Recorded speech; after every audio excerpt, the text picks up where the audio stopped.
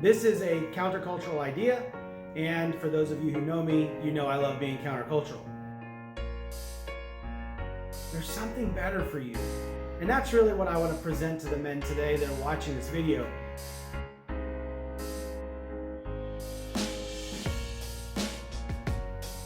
Gentlemen, thank you for joining me for this talk. My name is DiNuzzo, and I'm going to talk with you about living either a Christ-centered masculinity or a you-centered masculinity. See, there's a huge difference between the two. On the one hand, everything on a you-focused masculinity is about you. It's about what you want, about what you feel, about what you think, about what you prefer. The other is not about you. It's about Christ. It's about what Christ is calling you to. It's about what Christ is placing on your heart as a man. It's calling you to do things that are outward moving instead of the you-centered lifestyle, which is all about me inwardly. Okay, so let's take a look at this. The world is going to offer you you-centered masculinity. It's going to say, what is it that you really think you should be doing? Then do it. What makes you feel good? Then do it. Does it hurt people along the way? Doesn't matter. As long as you do you, as long as you get yours. The problem with this is that in the end, you've hurt people, you've come up empty, maybe you made some promises along the way, but it doesn't really matter if you've kept them or not. And it's ending in defeat. It's fleeting. The world around us that's offering us this you-centered masculinity doesn't actually care about our good. It actually just wants you to produce something good for it. You-centered masculinity is something that appears to be enticing. It appears to be good for us. But we all know that when we've gone down that road, and we've all done it in one way or another, where we've put the focus on ourselves, when we've centered our lives simply around ourselves, we all know that it ends poorly. And some of you are still living that way, and you know there's something more for you. Okay, I lived this way for a long time, and there's still glimpses in my life where I just choose myself. But that doesn't fly, that doesn't work. The best thing to do is to say, okay, this isn't working, what's the other option? And you know, it's beautiful. Christ and his church, okay, the church is his bride. He and she offer us the way that we should live. They offer us the opposite of what is empty and fleeting and unfulfilling. So the opposite of all of those things would be total fulfillment, complete victory. And in fact, for us, it's an eternal victory. Now, I want you to look at the painting behind me. This is a painting of the Sacred Heart of Jesus, and you'll notice on his head, he has a crown. And in that crown, it represents his eternal reign as king. And what that picture is challenging me to, okay, it's in my living room. What it's challenging you to now as you watch this video and as you think about this image, Jesus is the eternal king. He's the king of the entire universe. He's the king of, hopefully, you. And hopefully, of your heart. And really, when we think about ourselves and what's at the center of ourselves, it truly is our heart. So if your heart is only about you and the things that spur you on, the things that interest you, and the things that get you up in the morning are all self-serving, then you know exactly where your center is, where your heart is. But if Christ is at the center of your life, you are saying, Lord, I am a willing and able servant of yours. And whatever you want is what I will give you. And whatever you want is what I will do. What's the upside of this? Well, I've already mentioned that it's fulfilling and that there's an eternal victory. But every day, every single day, if we make our lives centered on Christ, we're different. There's something different about us. I'm not interested in what the culture is selling as masculinity. It's that the world has this wrong. Okay, years and years ago, I came up with this terminology that I refer to as cultural manliness. And cultural manliness is the lie that the culture is selling to you and to me as men, but also selling it to the women. They've bought it hook, line, and sinker. They're selling it to our children. they are buying it hook, line, and sinker unless we step in and say, look, that is not what masculinity is. And here's what cultural masculinity says. Cultural manliness is the idea that the more power, money, sex, and stuff that a man consumes, that the more manly he is, that he gets notches on his belt, that he has more money than you do, and he has somehow more power than you do, and he's conquered more women than you have, and that in that competition, he is now more manly than you. Okay, we see this everywhere. We see this in the media, certainly. We see this in movies, television, in music. We see this in the workplace. We see this sometimes in the church and all over the place, certainly in locker rooms, certainly on teams and in schools. So we see males, females, children buying this.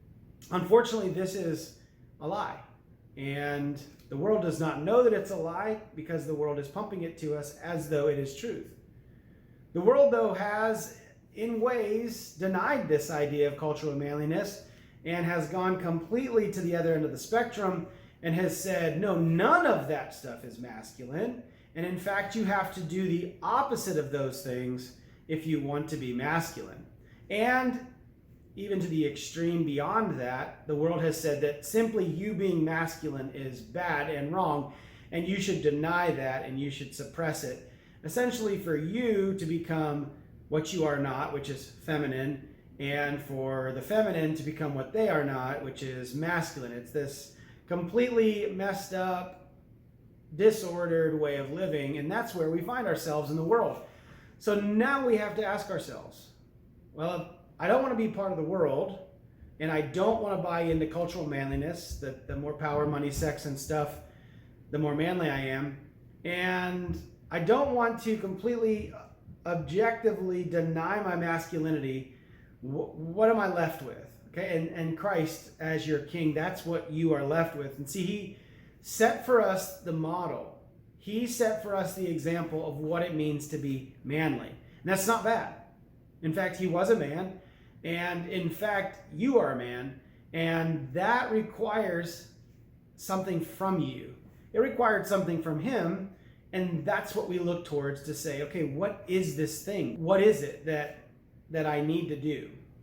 And it's very simple. It's to be sacrificial, to die to self, and to love. This is a countercultural idea.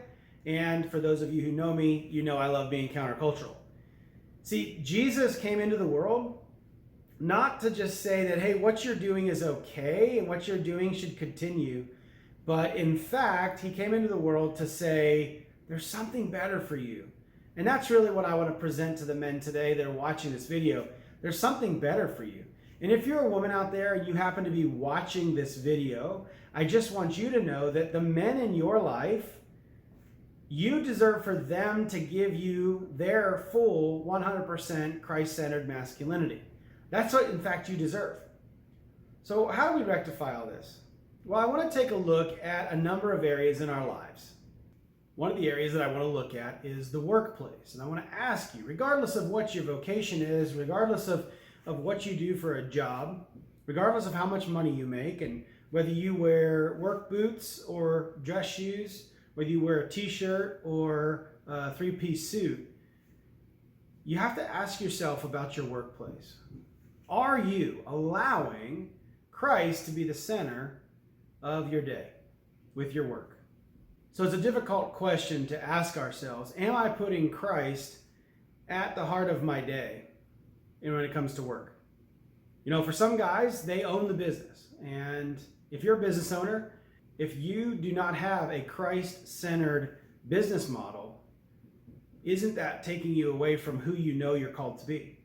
And isn't that leaving you somewhat wanting? How do you do this then if there's a bottom line and profits are to be made and you have employees that you have responsibility for and that you're paying and their families and so forth? Look, I'm not saying that profits are bad, and I'm not saying that you can't be in business. I'm not saying that at all. In fact, what I'm saying is thank you for doing that, but let's make sure that everything is lining up with who you know you were supposed to be.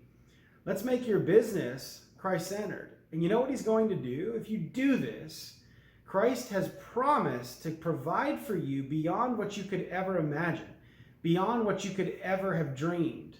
I'm not promoting a health and wealth prosperity gospel here in any way, shape, or form. What I'm telling you is that your work life needs to match up with reality. It needs to match up with who you say you are. So maybe you're not the boss. Maybe you're just a guy, you go to work, you get your paycheck, and you go home and you provide for your family. This is beautiful.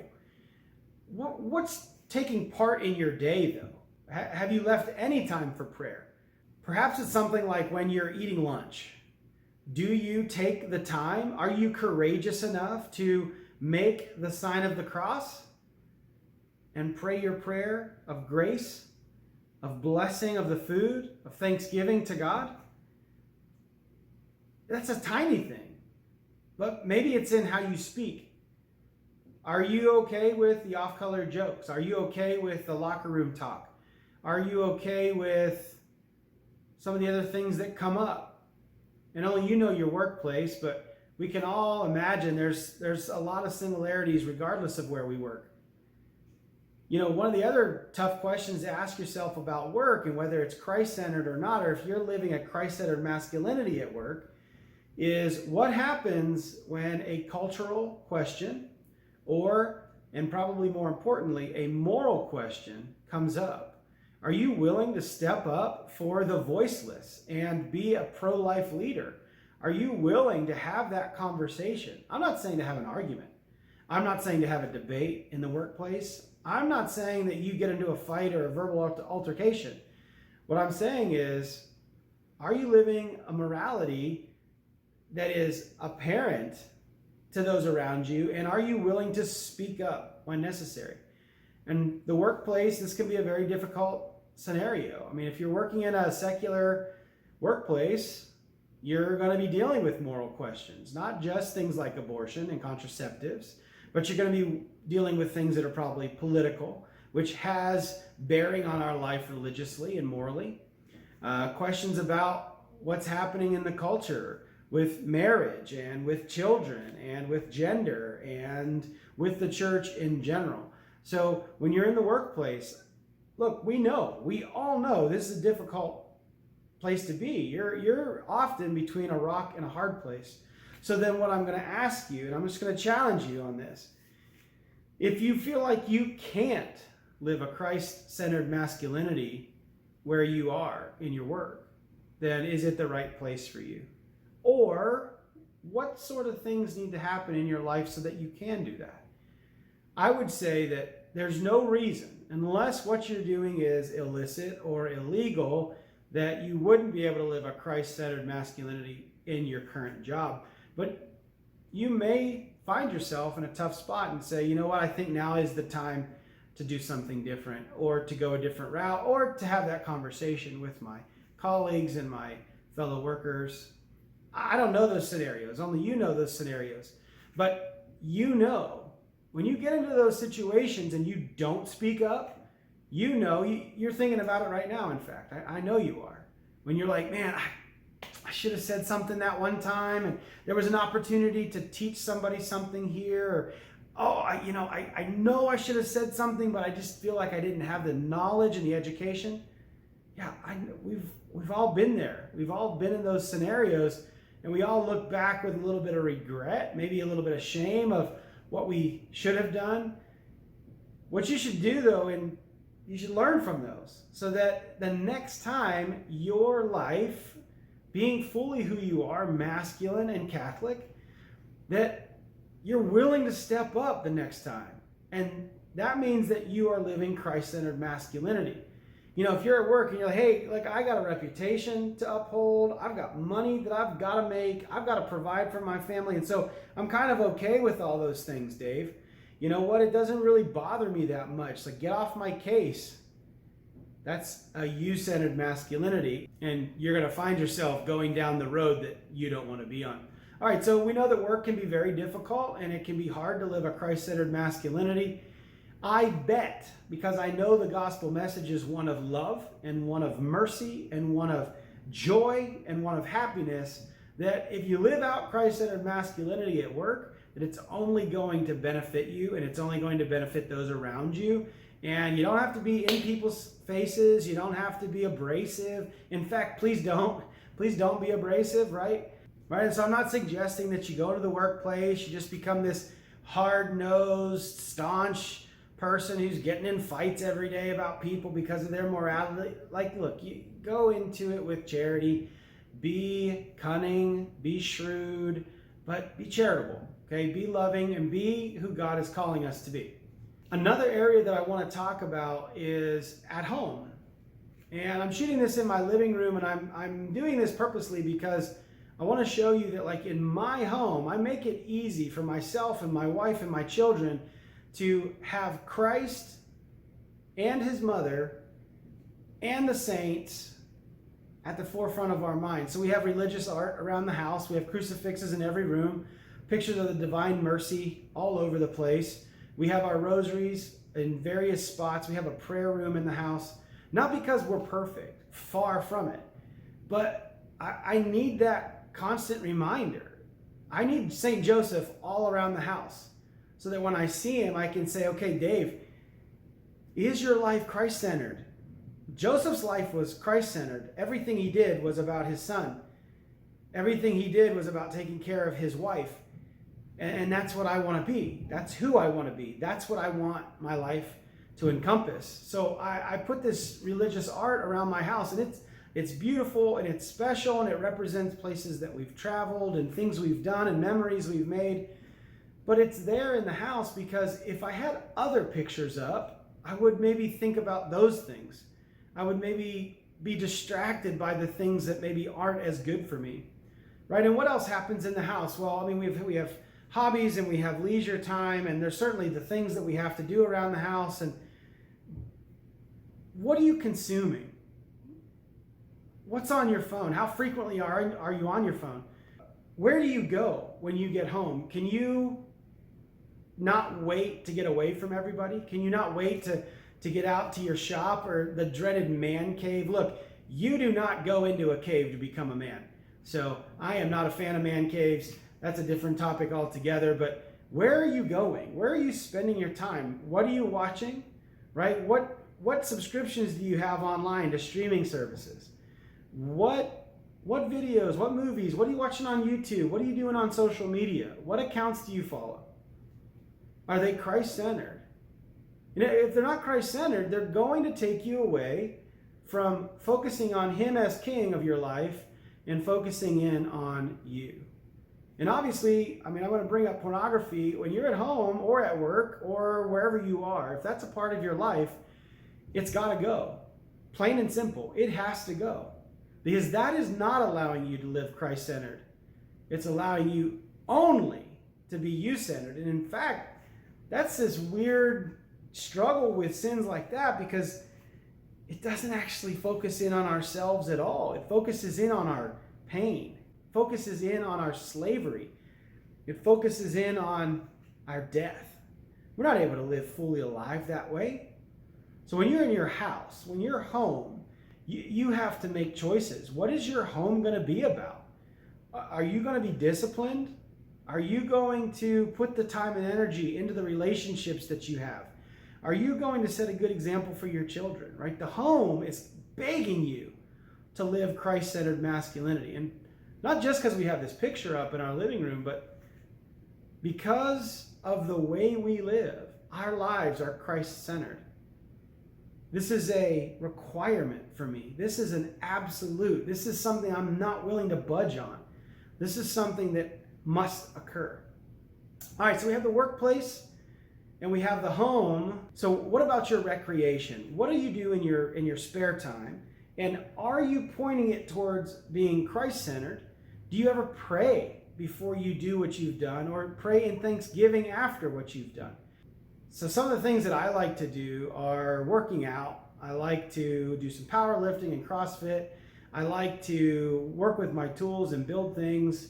I like to travel a bunch. I like to go shooting and hunting.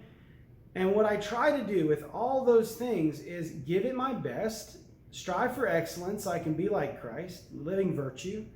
I try to glorify God in what I've done, that I've given my best so that that project turns out in an excellent way. I try to glorify God in what I'm listening to when I do that leisure, and in how I carry myself and the reasons why I'm doing that. So the workplace and the home and our leisure and hobby time and kind of like what I'm spending my money on, is it Christ-centered? And one of the last areas that I want to mention here is truly your faith life, your spirituality. Is it Christ-centered or is it you-centered? I'll just be honest with you. One of the things that I struggle with the most is actually going into prayer and just listening. Just asking Him to show me what He wants, to speak into my heart. I struggle with this. I've struggled with it for forever. And when I'm praying my rosary, when I'm in adoration, when I'm in the Mass, when I'm focused on His sacrifice, a lot of times I just get completely distracted and I don't know what's going on. And I get so distracted that my prayer is just tedious and I feel like it's empty and it's not leading me anywhere. That's because it's me-centered. And my prayer, I've been really working on this lately to make it about Him. And because I'm so good at making it about me, it's been very difficult. And I'm just going to keep working at it. And I'm certainly not perfect in prayer. It's something I really, really struggle with. But I keep at it. I keep going. Because I know that there will be a breakthrough. And He's going to provide for me. God is going to provide for me what I need. He's going to provide that path towards Him. And it's beautiful because Jesus has already made that path. Now, He does tell us that the path to Him and to the Father is very narrow, and not many people have gone down it. So as you're thinking, and as we wrap this talk up, I want to point out that all of the areas that I mentioned, and there's certainly other areas of our lives, dealing with family relationships, like extended family, or how you interact with your neighbors, certainly what you spend your time doing and so forth. There's a lot of opportunities for it to be you-centered. There's a lot of opportunities for you to even forget that Christ is even a part of this. Here's a suggestion and a challenge to you that hopefully can make this talk practical. I want you to take a look at your life. Maybe write it down, jot it down. I'm kind of a spreadsheet guy, so I might make a spreadsheet. I might just write a handwritten list or put a note in my phone. Take a look at your life. What parts are you-centered and what parts are Christ-centered? And if you maybe make a pros and cons list or a for and against list or whatever it may be, if it's out of whack, work to make it ordered. Work to make it proper. Work to make it jive with what needs to be happening. So that would work for me. I don't know what's going to work for you to make your whole life Christ-centered. But if you don't look at your life objectively and you don't take the opportunity to say, okay, I'm missing some stuff here, I'm missing some stuff there, or this is all about me. If you don't live a Christ-centered life, you're going to end up unfulfilled, empty, and hurting. And deep down inside us, it's there. This longing for Christ. You just might need to find it. You just might need to get out all the stuff in your life that's making it all about me. It's making it all about you. If it's not about Christ, it's going to lead you to a path of destruction. I'll just close with this final thought. If you're a married guy, you living your life totally Christ-centered is going to make you a better husband and a better father. And you did not make those vows to your wife so that you could be selfish. You made those vows to your wife so that you could die to self and so that you could be Christ-like, so that she could thrive, so that she could have eternal life. Not because you're her savior, you're certainly not, but so that you could be the man you've promised your wife you will be. And those children that you have, that you're taking care of, they deserve you to be Christ-centered. They deserve it. So we've got to get off of our old path. We've got to get off of our old ways, and we have to be Christ-focused, Christ-centered.